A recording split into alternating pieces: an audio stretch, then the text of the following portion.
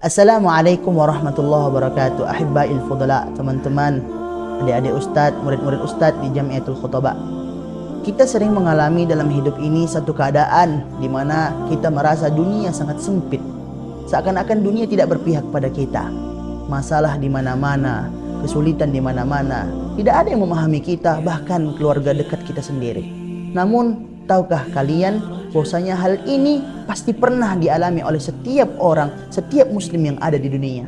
Inilah keadaan di mana seseorang harus kembali pada Tuhannya. Inilah keadaan seorang hamba mendapatkan undangan khusus kepada Tuhannya, di mana ia hanya ingin, maksudnya Allah hanya ingin kita yang sedang mendapatkan masalah mengadu dan meminta kepada Allah semata, tidak kepada yang lain. Beberapa guru kita dengar sendiri pernah berkata bahwasanya sembunyikanlah masalahmu dari orang lain. Kadang ada masalah yang boleh kita bicarakan pada orang lain, tapi ada masalah yang hanya kita dan Allah yang tahu. Ada masalah yang Allah mau kita mengadu hanya kepadanya. Tapi sekarang teman-teman sekalian, apa yang kita lihat? Banyak dari antara kita, banyak orang-orang di antara kita yang ketika mendapat masalah, ia dahulukan curhat di sosmed. Dia tidak punya uang, ia sedang dalam keadaan fakir, rezekinya sedang seret, sedang habis. Dia tulis di sosmed, aduh sekarang tidak punya uang, aduh sekarang lagi gak punya uang, siapa ya yang bisa bantu? Ia pengen umroh, dia bilang di sosmed, when ya umroh ya, tanpa mengerjakan hal-hal yang lain, tanpa mengerjakan ikhtiar-ikhtiar yang seharusnya ia kerjakan. Hadirin Ahibba'il fudala, teman-teman, anak-anak ustadz, adik-adik ustadz di Jamiatul Khutbah, kita sebagai seorang muslim, kita penuh kekurangan. Kita sebagai seorang muslim, kita punya banyak sekali evaluasi dalam diri kita, yang dimana kita harus benar-benar memperbaiki diri kita, dan kita benar-benar harus melibatkan Allah dari setiap perbaikan dalam diri kita. Hadirin yang dirahmati Allah, tidakkah kita mengetahui dan tidakkah kita sadar bahwasanya Allah Ma'ana? Dr. Ahmad Al-Arawi mengatakan dalam satu podcast, ia berkata bahwasanya banyak orang-orang yang tidak sadar bahwasanya Allah sedang bersamanya. Allah sendiri yang bilang, ana ma'a abdi, ana ma'a zanni abdi bi, ana 'inda zanni abdi bi, aku bersama prasangka hambaku padaku.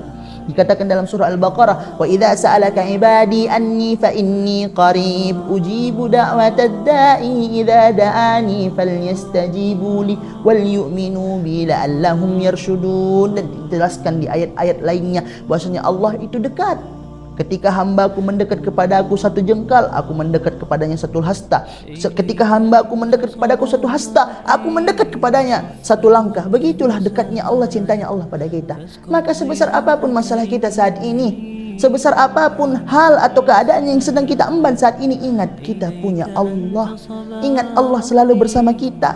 Allah bersama prasangka kita. Kalau kita berpikir Allah jauh, Allah tidak mau membantu kita, maka itu yang terjadi. Namun ketika kita berpikir, ya Allah, aku punya masalah yang besar ya Allah, namun tidak ada apa-apanya masalah ini di hadapan-Mu ya Allah. Kalau dalam quotes biasanya, jangan mengatakan wahai masalah besar, tapi katakanlah wahai masalah, aku punya Allah yang besar. Kalau kata quotes begitu kan, maka teman-teman sekalian, kita pasti mengalami fase itu. Fase di mana kita jauh dari Allah, fase di mana kita susah beribadah, fase di mana ibadah tidak ada lagi rasanya. Namun scroll, main game, ngobrol, gedobos yang lain-lain itu rasa nikmat dan lebih nikmat daripada sholat. Tidak ada yang salah. Kullu ibnu Adam khata wa khairu khatta'in tawwab. Wa khairu khatta'in tawwabin. Setiap kita pasti punya salah. Setiap orang pasti punya hal atau pasti punya keadaan terendah dalam hidupnya. Pasti punya evaluasi tersendiri dalam hidupnya. Jangan lengah, balik kepada Allah. Firru ilallah, datang kepada Allah. Wa idza sa'alaka ibadi anni fa inni qarib, kata Allah sebagaimana saya sampaikan di awal, ujibu da'watad da'i, aku akan menjawab dakwah panggilan dari hambaku idza da'ani, kalau mereka berdoa padaku, falyastajibu li wal yu'minu bi, hendaklah mereka berdoa dan mereka beriman padaku. Kita lihat bagaimana nabi-nabi kita semuanya punya masalah. Nabi Musa punya masalah, Nabi Ibrahim punya masalah, Nabi Ismail punya masalah, Nabi Muhammad pun punya masalah, Ashraful Anbiya fil alam punya masalah. Namun ketika punya masalah, apakah mereka lari ke manusia? Tidak. Mereka datang ke Allah, mereka bersedih ke Allah, mereka berkeluh kesah ke Allah. Sebagaimana kita sering dengar bagaimana Nabi Ayub, beliau bilang pada Allah dalam masalah-masalahnya. Bayangkan berapa besar masalah Nabi Ayub. Beliau bilang, ya Rabbi inni massaniyad durru wa anta arhamur rahimin. Beliau bilang seperti itu. Ketika Nabi Yunus tertelan di ikan paus, beliau berzikir. Hanya zikir yang menemani beliau. Beliau berkata, la ilaha illa anta subhanaka inni kuntu minaz zalimin. Begitulah para anbiya kita, hadirin sekalian. Apalagi Nabi Muhammad. Bayangkan ketika beliau berdakwah di Taif, ya, dilempari batu sehingga tersungkur, alisnya berdarah, giginya berdarah. Beliau bilang, ila aina takilni ya Rabb, mau kemana kau bawa aku ya Rabb? Sampai begitu, sampai dia pasrah kepada Allah. Kau mau bawa aku kepada hal atau tempat yang lebih jauh kemudian aku disakiti, atau kau bawa aku kepada tempat yang lebih dekat dan aku disakiti lagi, fa ana radin, kata Nabi Muhammad, dan aku ridho wahai Allah, aku ridho, aku rela selagi engkau tidak marah padaku. Begitulah dahsyatnya nabi-nabi kita. Adanya mereka untuk kita ambil hibrahnya, supaya kita kuat dalam setiap masalah, supaya kita kuat dalam setiap kesempitan yang kita hadapi. Begitulah teman-teman sekalian. Mungkin di antara antum ada yang punya masalah sama keamanan, di antara antum ada yang punya masalah sama KMI, sama pengasuhan, atau sama-sama LIC, ya kan? Nggak sengaja ngomong bahasa Indonesia terus musim sama LIC. Teman-teman, jangan kira Allah sedang jahat pada kamu. Boleh jadi masalah itu ada karena kelalaian kita terhadap Allah. Boleh jadi masalah itu datang karena mungkin seminggu, sebulan yang lalu kita lalai terhadap Allah. Allah memberikan masalah pada kita agar kita mendekat. Lihat beberapa orang di antara antum kemarin cerita, ketika punya masalah, kemudian sholat, akhirnya lebih terasa sholatnya. Yang sebelum-sebelumnya nggak terasa sholatnya. Itulah tanda Allah cinta pada kita. Itulah yang bisa Ustaz sampaikan. Beberapa hari lalu teman-teman sekalian, Ustaz atau ana sendiri itu berbicara atau ngobrol via telepon, via video call dengan saudara kita, teman saya, sahabat saya yang ada di Palestina. Di situ saya bertanya pada dia tentang apa yang ia alami. Di situ saya bertanya pada dia tentang bagaimana sih keadaan kalian yang ada di Palestina. Kok bisa sih kalian kuat? Kok bisa sih kalian itu masih bisa tegar seperti sekarang, sedangkan kita nanti harga naik dikit aja udah habis kita ini. Lihat ada huru hara di mana-mana aja udah habis. Tapi lihat mereka, bom tiap hari, nyata. Setiap hari matanya melihat mayat, nyata. Tapi mereka bisa tegar, bisa kuat. Panjang yang dijawabnya, namun satu yang buat saya takjub. Di sela-sela dia menyampaikan bahwasanya kami tidak bisa apa-apa, kami serahkan semuanya kepada Allah. Kami mau berprotes, kami mau marah, itu tidak ada gunanya. Semuanya dari Allah. Dia mengatakan, dengarnya hadisnya ya, yang begini hadisnya, ajaban li amril mu'min, sesungguhnya Allah dan Rasulnya takjub kepada seseorang mukmin. Inna amrohu kullu khair, sesungguhnya setiap dan segala urusannya itu baik adanya. Walaysa dzaka di ahadin illa li mu'minin, dan tidaklah hal ini ada di semua orang kecuali hanya kepada orang mukmin. Begitulah kemuliaan orang mukmin di dunia ini, dan begitulah kemuliaan orang mukmin di mata Allah Subhanahu wa taala.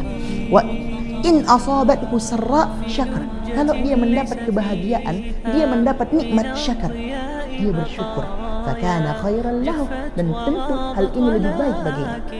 Sama banyak di antara kita sebagaimana kemarin disampaikan oleh ayahanda kita Syekh Haji Hasan Abdullah Sahal, ya, mana yang lebih mulia, mana yang lebih susah, syukur atau sabar? Orang ketika kena musibah sabar wajar, tapi ada nggak ketika orang dapat nikmat, kemudian mendapat belasan atau ribuan nikmat dalam satu waktu, kemudian mereka langsung bersyukur? Jarang. Adanya banyak yang lupa ketika mereka dapat nikmat. Tapi ketika orang dapat musibah, banyak mereka bersyukur, mereka sabar, mereka malah muhasabah. Dan itulah sulitnya syukur daripada sabar. Maka teman-teman, kemudian dia melanjutkan, wa in asabathu dharra sabar. Tapi ketika ia mendapatkan satu hal yang menimpa dirinya dari keburukan, kesusahan, kesulitan, sabar, dia bersabar. Fakana khairal lah, dan itu lebih baik baginya. Dia menjelaskan lagi, apa yang telah menimpa kami itu pasti dari Allah Subhanahu wa taala. Maka Rasul dan kita takjub pada urusan setiap orang mukmin yang kalau kami mendapat kebaikan, kami bersyukur. Kami bersyukur bisa hidup, bisa sampai sekarang ini. Dan apabila ada kesulitan yang menimpa kami bisa sabar karena ini dari Allah Subhanahu wa taala. Begitu nikmatnya. Begitu kuatnya iman mereka. Di situ saya langsung support dan bilang, hada imanu Filistini. Saya bilang kepadanya, inilah iman orang-orang Palestina. Kalau aku jadi kamu, belum tentu saya kuat. Saya bilang kepadanya. Begitu teman-teman sekalian. Jadi di antara kamu yang masih kena masalah, yang punya kesulitan, yang kamu punya utang atau kesulitan ekonomi atau penyakit atau apapun itu, keadaan yang membuat dirimu sempit, Allah ma'ak, Allah ma'ana, Allah ma'ana, Allah ada bersama kita, dekat dengan kita. Syukran lakum. Assalamualaikum warahmatullahi wabarakatuh.